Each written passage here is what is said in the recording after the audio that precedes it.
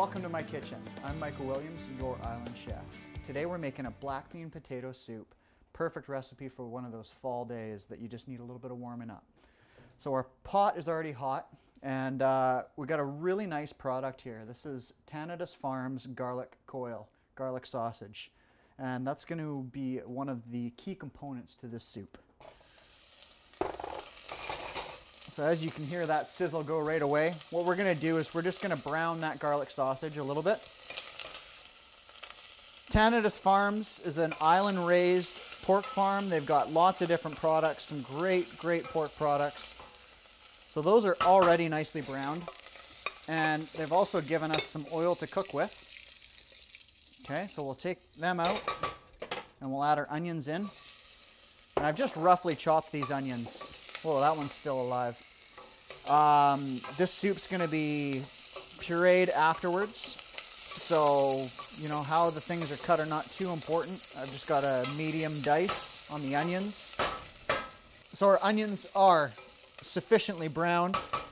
It's time for the jalapenos and garlic. And we're looking at about 2 cloves, 2 teaspoons. It's going to be nice and garlicky, this soup. Okay, and we're just going to sweat that quickly. Maybe put a light little brown on the garlic. Keep it moving. Finely chopped garlic burns really quickly.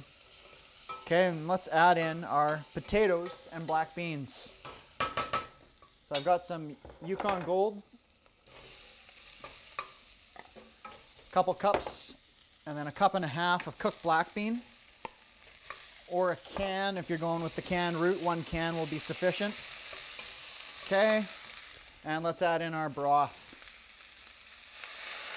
Probably about 3 cups of chicken broth. That should do. Okay, so we're going to bring this beautiful looking soup up to a boil. And once it's boiling, we're going to reduce the heat down to low and let it simmer away for about 15 to 20 minutes until the potatoes are nice and soft and ready to be pureed. All right, I am pretty sure that this soup is ready to go. My cooking instincts tell me these potatoes are cooked. If you're not so sure, this is how you check. You just give a little poke with the knife, and if it feels soft, they're ready to go. And they are that. So let's season this up, okay? Salt, pepper, paprika is what we're going to be putting in here. And, you know, I could have done this earlier. The salt and pepper doesn't really make a difference at all. The paprika, however, would have been nice to have toasted with the garlic and the jalapenos. Not a big deal, though. Okay, so we've got a couple options now at this point. I'm going to give this a stir and make sure those spices are dissolved. You could serve this soup the way it is, just like this.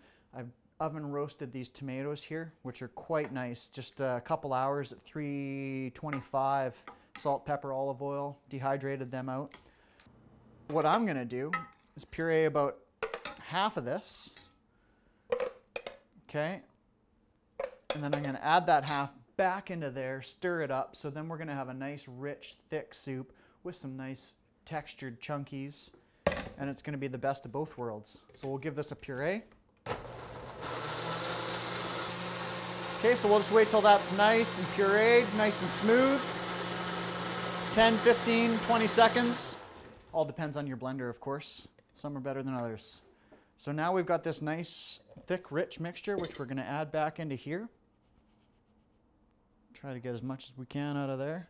If you've got a spatula, that's great. That's what I'll do in a sec. But for now, we'll finish this off. Add in our garlic sausage.